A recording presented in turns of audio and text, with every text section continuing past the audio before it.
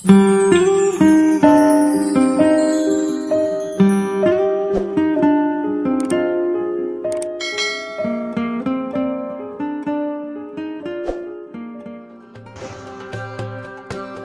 Subhanahu wa Ta'ala yang maha kasih sayang dan maha mulia meningkatkan kemuliaan kepada satu hal, dan hal ini bisa didapatkan oleh semua orang tanpa kecuali. Semua orang bisa dapatkan dengan ikhtiar dan usaha, dengan niat dan azam. Allah Subhanahu wa Ta'ala tidak meningkatkan kemuliaan karena kekayaan seorang. Allah tidak menjadikan orang itu mulia karena jabatannya. Allah tidak menjadikan orang itu mulia karena bentuknya tinggi atau turunannya atau apa. Tidak, sama sekali. Allah ikatkan kemuliaan seorang karena hanya satu. Inna akramakum indallahi atqakum. Orang yang mulia di mata Allah bukan siapa dia, tapi bagaimana ketakwaannya kepada Allah Subhanahu wa Ta'ala. Bisa jadi orang di tengah kita, barangkali saya dari Madinah, beliau dari Makkah, dari Masjidul Haram di sana, tapi bisa jadi inti dari apa yang disampaikan, bisa jadi di antara bapak ibu jauh lebih mulia di sisi Allah Subhanahu wa Ta'ala. Karena yang dilihat Allah bukan muka atau siapa atau apa kerjaan kita atau bagaimana posisi kita, tapi yang dipandangi oleh Allah bagaimana ketakwaan kita kepada Allah Subhanahu wa Ta'ala. Anda bisa menjadi orang bertakwa walaupun Anda kaya. Anda bisa menjadi orang bertakwa walaupun Anda miskin. Anda bisa menjadi orang bertakwa walaupun sehat.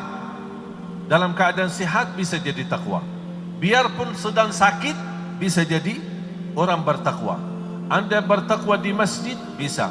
Di luar masjid pun Anda bisa. Di rumahnya bisa, di luar rumah bisa. Anda dalam perjalanan jauh bisa menjadi orang bertakwa. Anda di dalam berdiam di tempat atau di dalam kotanya bisa Anda menjadi orang bertakwa. Berarti bukan kekayaan yang kita harapkan, bukan kekayaan yang kita kunjungi, bukan kekayaan menjadi impian kita, tapi lebih daripada itu adalah ketakwaan. Karena ketakwaan menjamin kita bahagia selama dunia akhirat walaupun tidak punya kekayaan dari dunia. Kalau kita benar-benar menjaga takwa, menjadi impian-impian kita, menyempurnakan ketakwaan kita kepada Allah Subhanahu wa Ta'ala, dijamin rizki di luar kemampuan kita, yang tidak pernah kita duga, yang tidak pernah kita nyangka, yang tidak pernah kita hitung. Barangkali kita hitung dari pintu A, tapi datang rizki dari pintu B. Ini semua kuncinya ketakwaan kita kepada Allah Subhanahu wa Ta'ala. Dijamin rizki yang luar biasa. Rizki ada dua macam. Ada rizki dalam bentuk usaha kita, kerja keras kita, mencari nafkah, kita yang bergerak. Dan ada rizki yang disebutkan, yang ditakdirkan oleh Allah Subhanahu wa Ta'ala, seperti makan dan minum sehari-hari kita. Ada saja, biarpun kita tidak bergerak mencari makan, tapi subhanallah ada saja rizki datang kepada kita. Atau ada teman mengajak kita, atau bisa kita diundang ke mana. Jadi urusan rizki yang sudah ditetapkan oleh Allah, ditakdirkan oleh Allah, di antaranya tidak boleh jiwa pun mati sebelum diselesaikan rizkinya. Kalau sudah dijamin Anda tidak boleh kehabisan nafas, tidak boleh mati, meninggal dunia sebelum selesai rezeki. Kalau rezekinya habis, berarti umurnya habis. Kalau sudah mempunyai keyakinan itu namanya rezeki yang sudah ditakdirkan oleh Allah. Makanya jangan khawatir, karena rezeki tidak pernah salah nama dan rezeki tidak pernah salah alamat. Rezeki bukan kata rezeki hanya uang. Karena saya sering kali mendengar orang stres, galau karena tidak ada duit, dan dia langsung berkata, saya tidak ada rezeki.